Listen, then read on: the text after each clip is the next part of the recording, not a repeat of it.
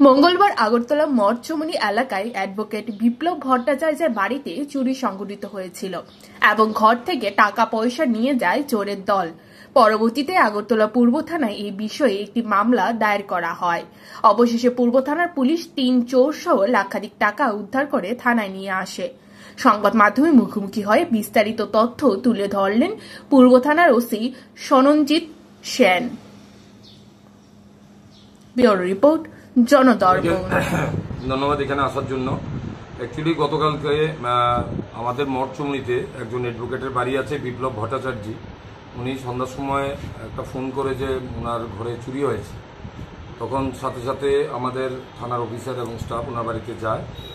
মঠচমনিতে ওনারা 2 ভাই থাকেন, একজন গভর্নমেন্ট এমপ্লয়ি পিন্টু ভট্টাচার্য, আর একজন উনি অ্যাডভোকেট। তারা সকালবেলা দুজনই বাড়ি থেকে বেরিয়ে গেছেন অফিস টাইমে। বিকালবেলা যখন অফিস ছেড়ে বাড়িতে এসেছেন তখন তাদের দরজা খোলা এবং ঘরের ভিতরে আলমিরা ভাঙা অবস্থায় দেখতে পায়। তখন আমাদের অফিসার্স, আমরা 3 জন অফিসার্স এবং টিম আমাদের পাঠাই ওখানে ইনভেস্টিগেশন করার পর দেখা যায় পার্শ্ববর্তী একটা বাড়িতে একটা সিসিটিভি ফুটেজ আছে। আপনাদের মধ্যে অনেকে ওখানে গেছেন। তো আমরা ফুটেজ দেখে একটা ছেলেকে, এখানে যে রাহুল যে আছে, রাহুল দাস, এই ছেলেটা, সে একটা বাইসাইকেল নিয়ে মুভমেন্ট করেছে ওই গলিতে, তাকে দেখা গেছে। এবং গেটের বা ওই বিপ্লব ভট্টাচার্যের গেটে যে এন্ট্রি করেছে এটাও একটা পোর্শনে দেখা গেছে। তখন আমরা তাকে আইডেন্টিফাই করি, সে আমাদের এই থানাতে আগেও অ্যারেস্ট হয়েছে। তার পিছনে আমরা লোক লাগাই, সে কোথায় থাকে।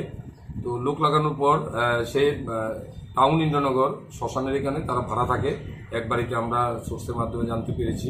আমাদের টিম ওখানে গিয়ে বাড়িতে রাত্রেবেলা তাকে বাড়িতেই পায় এবং তার ঘর তখন সাথে সাথে তল্লাশি করার পর তাদের বাড়ি থেকে কিছু টাকা রিকভারি করা হয়। এখানে বিপ্লব ভট্টাচার্য একটা কমপ্লেন দাখিল করেছেন আমাদের এখানে। অ্যাকুরেট ওনার আলমারিতে কত টাকা ছিল ওনার অ্যাকুরেট মনে নেই, 1.5-2 লাখ টাকা হবে এমন বলেছে। তবুও আমরা যখন ওখানে রেড করার পর বাড়িতে আমরা টোটাল এর কাছ থেকে 1,36,725 টাকা আমরা একটা ব্যাগের মধ্যে পাই। টাকাগুলো আমরা সিজ করি। এখানে রাহুলকে জিজ্ঞাসাবাদ করার পর সে তখন বলে তার সাথে আরও 2 জন আছে, একজন বিনয় সাহা, একজন অমিত রায়। তো অ্যাকচুয়ালি বিনয় সাহার বাড়ি পরবুগে, অমিত রায়ের বাড়ি শ্রীনগর। এরা সবাই এখানে ইন্দ্রনগর, টাউন ইন্দ্রনগরে ভাড়া থাকে এখানে।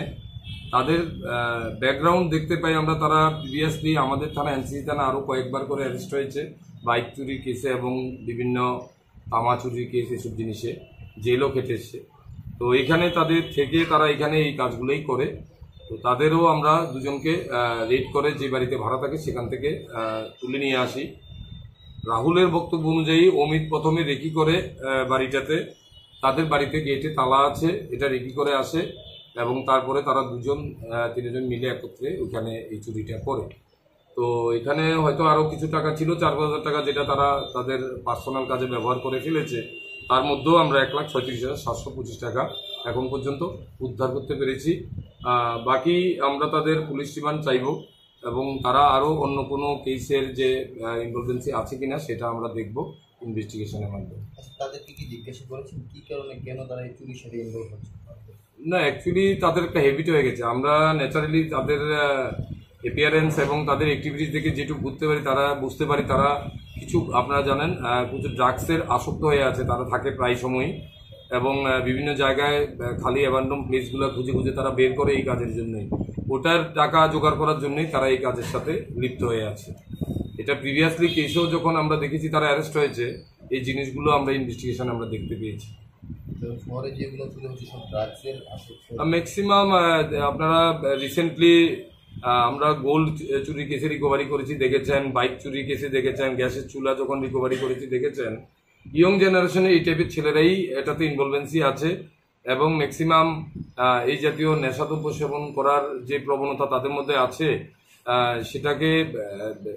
সেটাকে অ্যাক্টিভেট করার জন্যই তারা এই কাজগুলোতে তারা লিপ্ত হয়ে আছে।